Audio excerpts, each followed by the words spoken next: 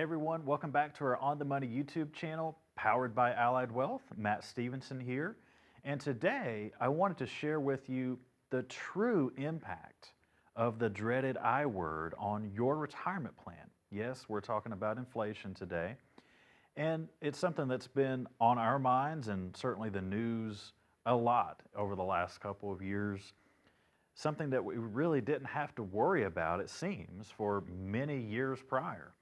We didn't have much inflation for nearly 2 decades, but certainly in a year like 2022, where we have 8, 9, 10% inflation, the cost of living goes up very dramatically, and it starts to weigh heavily on the decisions that we make to make sure that we have the right plan in place. And so the loss of purchasing power over the course of time due to inflation and cost of living, it's so frequently overlooked because it hasn't been a major headwind for many years now. And as we talked about, nearly 2 decades.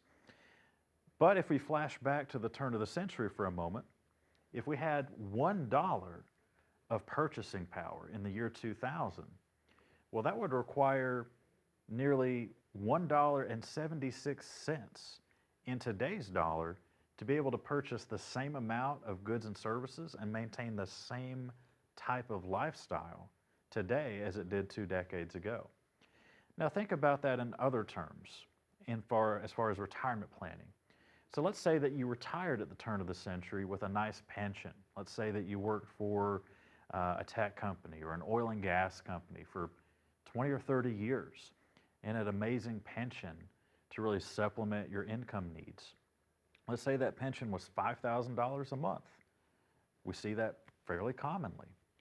Well, 20 plus years later, that $5,000 would have lost about 44% of its purchasing power, nearly half. In fact, in today's dollars, it would take nearly $9,000 to purchase what $5,000 did in the year 2000. That's astonishing to think about. And it is, in fact, something we don't think about enough. But making sure that we supplement these guaranteed income streams, like a pension, like our Social Security, maybe a teacher's retirement, all these fixed buckets of income that we're going to have over the course of time, those provide our foundation in these critical years, yes. But we also need other resources available to us to supplement our needs as cost of living and inflation continues to creep upwards on us as the years go by.